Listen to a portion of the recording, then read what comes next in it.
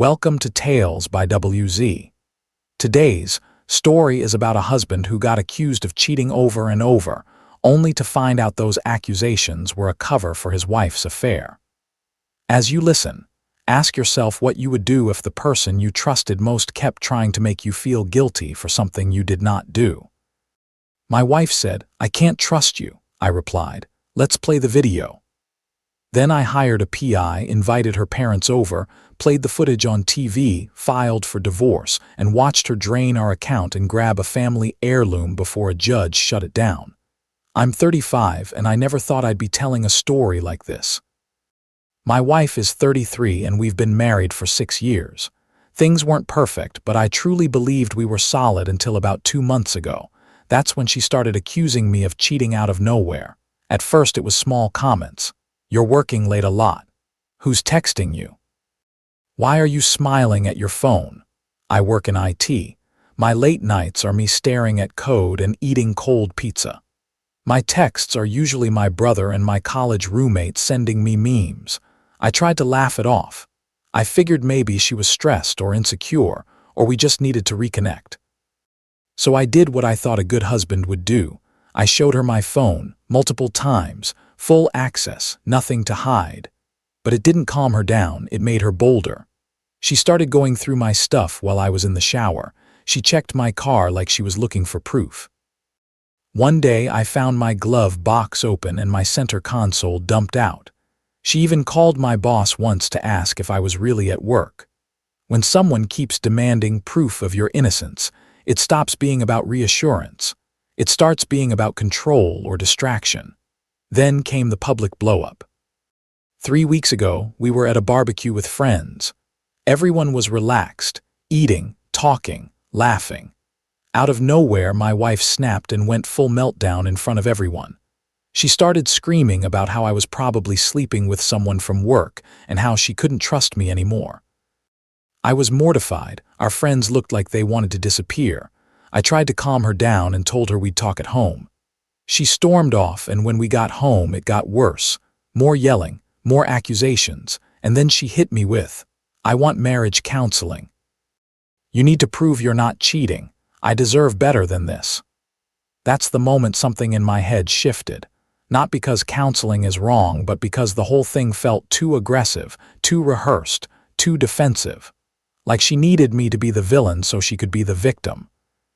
This is where a lot of people start doubting themselves.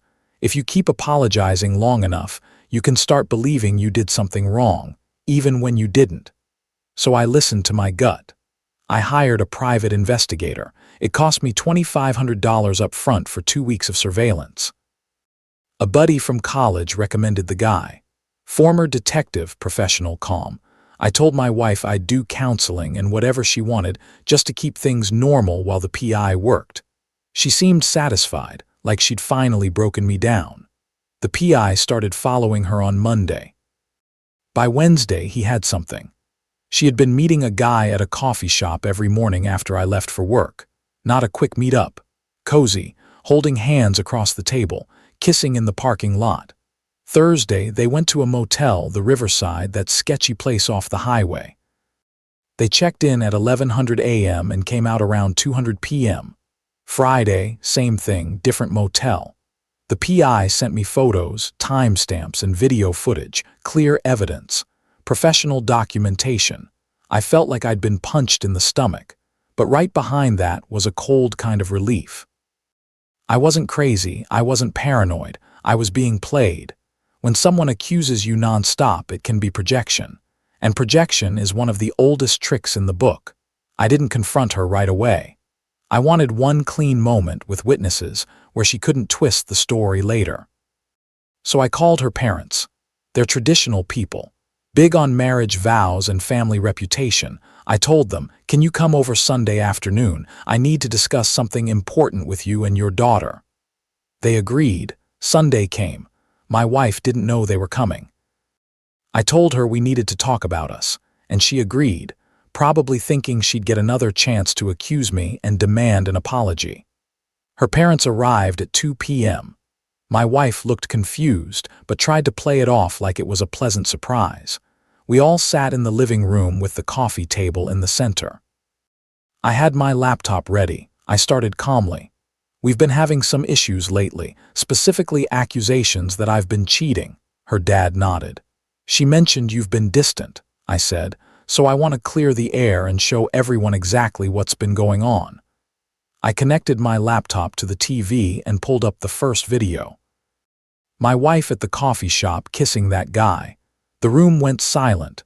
My wife's face went pale so fast it was almost instant. She said, "What is this?" I said, "Keep watching." I played the next video, motel footage, her and him walking into a room together holding hands. Her mom gasped. Her dad's face turned red. My wife turned toward me and screamed, "You had someone follow me. That's insane. That's stalking." I kept my voice steady. It's legal, and it was necessary considering you've been accusing me of exactly what you've been doing. Her mom started crying. Her dad stood up and stared at his daughter like he didn't recognize her. He said, "Is this true?" My wife tried the emotional angle fast. "Dad, he drove me to this. He's always working. He ignores me. I was lonely." Her dad asked, "Who is he?" Silence.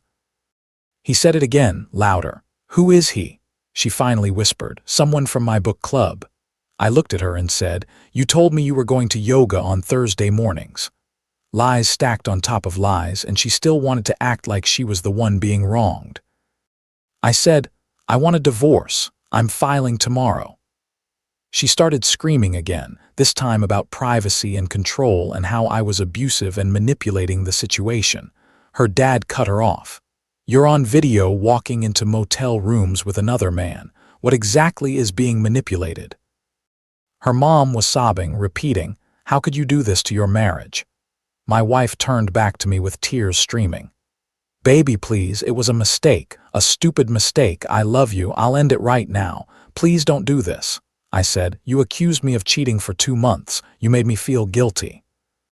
You made me question my sanity. You called my boss. You humiliated me in front of our friends, all while you were the one cheating." She cried. "I was scared," I said, "scared I'd find out."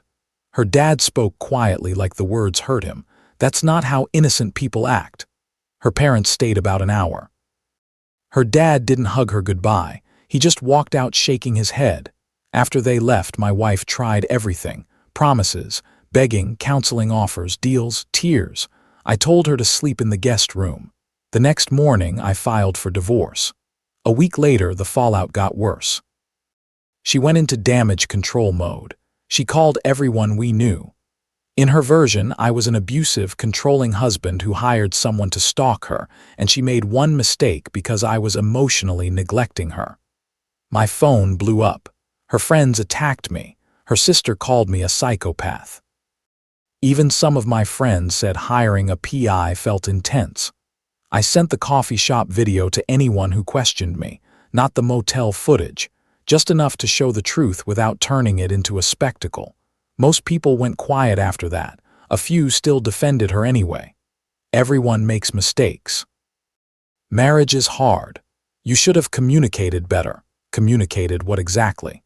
"Hey, honey, please stop cheating on me while accusing me of cheating." Then she started playing financial games. We had a joint checking account for bills. I'm the primary earner. I make about $95K.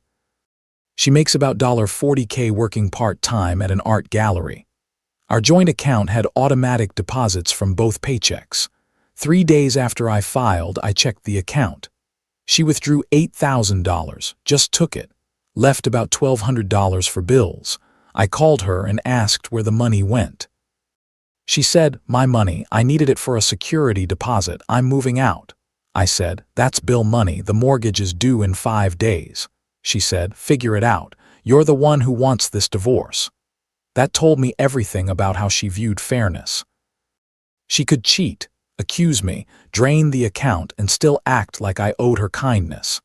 I covered the mortgage from my personal savings and called my lawyer.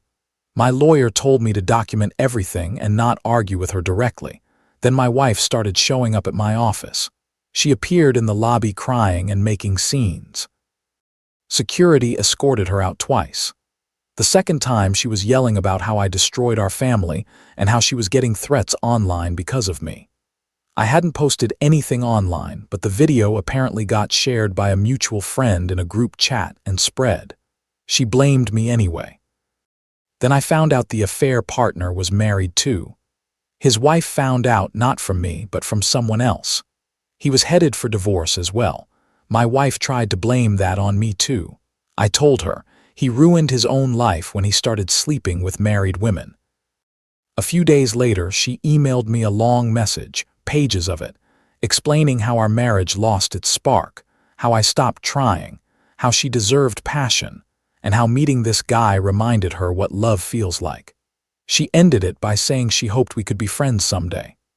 I forwarded the email to my lawyer with one simple note, evidence. And then I noticed something else. A family heirloom was missing, my grandfather's compass, Navy compass, engraved with his initials, the only thing of his I have. It was in my study in a display case and had been there since we moved into the house. I texted her and asked where it was. She said she didn't know what I was talking about. Then she said she must have packed it by accident when she grabbed her things. She didn't pack anything from my study. She took it on purpose. My lawyer added it to our file. Taking sentimental items during separation looks bad in court, especially when it's not yours. 3 weeks later was our temporary orders hearing. These are the rules the judge sets while the divorce is still ongoing. Before we even got there, her lawyer sent a demand letter. She wanted half of everything, spousal support of $2,000 a month for 3 years, the house, legal fees paid by me, the car, and full custody of our dog. We don't have kids, just a golden retriever I rescued before I even met her. She barely walked him, but she wanted him as a bargaining chip. My lawyer told me it was a scare tactic. The adultery and the behavior would matter. My wife tried other stunts too. She called my parents, crying to them about how I abandoned her. My mom felt bad until I showed my parents the evidence.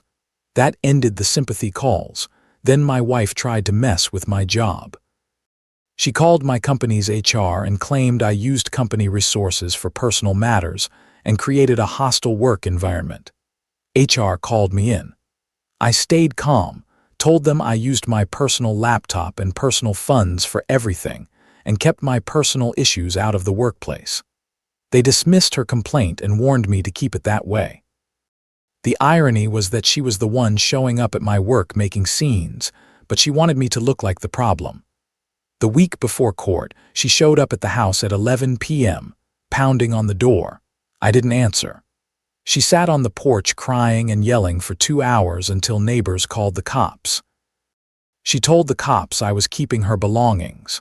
I pulled up the email chain where we scheduled 3 different times for her to get her things, and she canceled every time. The cop told her to coordinate through lawyers and leave. Then came the compass. My wife claimed she couldn't find it, and it must have gotten lost in the move.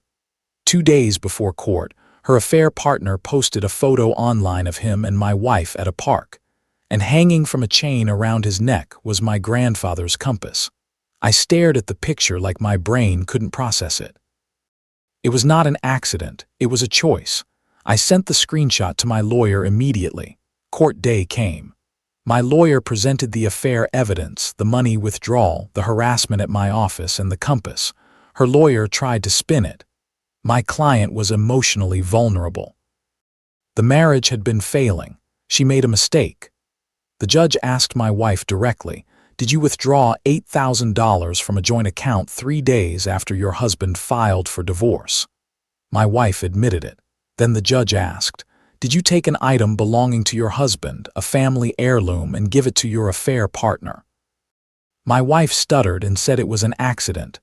The judge pulled up the social media photo on the court screen. The affair partner was wearing the compass, posted 2 days ago. Her lawyer tried to interrupt, talking about emotional distress. The judge cut through it. Emotional distress doesn't justify theft or financial manipulation. The temporary orders came down fast. The house stayed with me for now, and I kept paying the mortgage. She got the car, but she had to start making the payments herself. No spousal support until final hearing. She had to return the compass within 48 hours or face contempt charges. She paid her own legal fees for now. The dog stayed with me. The judge also barred her from coming to my home or workplace. My wife started sobbing in court and tried to claim she was being stalked. The judge said hiring a licensed investigator is not stalking. Presenting evidence is not abuse. But withdrawing large sums from joint accounts and taking items that don't belong to you reflects poorly on credibility. We left the courthouse, and in the hallway, my wife was hysterical. Her affair partner showed up, and she collapsed into his arms, crying about how the system was rigged against women. That night she texted me that I destroyed her and took everything, and now she had nothing. I replied once calmly, "You have 48 hours to return my compass or you will be held in contempt." 2 months later, the divorce was finalized. After the temporary orders, she tried a few more stunts, but reality caught up. She did not return the compass in 48 hours. She claimed her affair partner couldn't find it. My lawyer filed for contempt. We went back to court. The judge gave her 1 more week. Suddenly, the compass appeared. It was left on my doorstep in a plastic bag, no case, no protection. There was a small dent that wasn't there before. I was furious, but my lawyer told me to stay focused. We got it back. That was the priority. On the money, she tried to claim the $8,000 was her share of savings. The judge didn't buy it. She was ordered to pay back $6,000. She still hasn't, and my lawyer is working on enforcement. Her relationship with the affair partner lasted about 3 weeks after court. He dumped her by text. She called me crying about it and left a voicemail saying I ruined her life and ruined her relationship. I forwarded it to my lawyer just in case. The final settlement looked like this. The house stayed mine. I refinanced to remove her name. I gave her about $30K as her equity share, much less than she wanted, but the judge considered her conduct. My $401K stayed mostly mine. She got a small percentage from the marital years only. She kept the car and the loan, no spousal support. The dog stayed with me. Her lawyer tried to argue the affair shouldn't matter because it's a no-fault state. My lawyer argued that judges still have discretion and her pattern showed bad faith. The judge agreed. When it was done, my ex tried to approach me in the hallway. She asked if we could talk. She said she was sorry. She said she was confused. She said she made mistakes. I looked at her and said, "You accused me of cheating while you were cheating. You tried to gaslight me into thinking I was crazy. You stole money. You took my grandfather's compass and damaged it. You harassed me at work. You tried to manipulate everyone around you. Those weren't mistakes. That's who you are." She cried harder. Her sister pulled her away and glared at me. Fine. Later I heard she moved back in with her parents. The affair partner blocked her on everything. She's struggling financially. Her parents are cold to her now, especially her dad. Watching the truth play out in my living room killed a lot of their sympathy. Her mom called me once and asked if I could help her out a little because she was struggling. I said no. I told her I had compassion. She killed it when she cheated and then tried to destroy my reputation to cover it up. Her mom hung up on me. As for me, I'm doing okay. Better than okay. The house is mine. I redecorated. It finally feels like my space again. The dog is with me full time and he's happy. Work is good and I actually got promoted recently. I've started seeing someone new. Nothing serious yet, but she's kind and honest and it feels calm in a way I forgot was possible. I'm still dealing with trust issues. My therapist says that's normal after what I went through. I'm working on it. The compass is in a new case now, locked. The dent still bothers me every time I see it, but it's also a reminder that I didn't let someone rewrite reality and convince me I was the problem. Here are the lessons I'm taking with me. Lesson 1. When someone accuses you constantly without evidence, consider that it might be projection, not intuition. Lesson 2. If the accusations come with public humiliation and pressure to prove your innocence, that's not communication. That's manipulation. Lesson 3. Protect yourself early. Document everything. Calm evidence beats loud stories. Lesson 4. Someone who can lie, cheat, and then play victim will keep escalating until consequences stop them. Lesson 5. Boundaries are not cruelty. Walking away from someone who tries to break your reality is self-respect.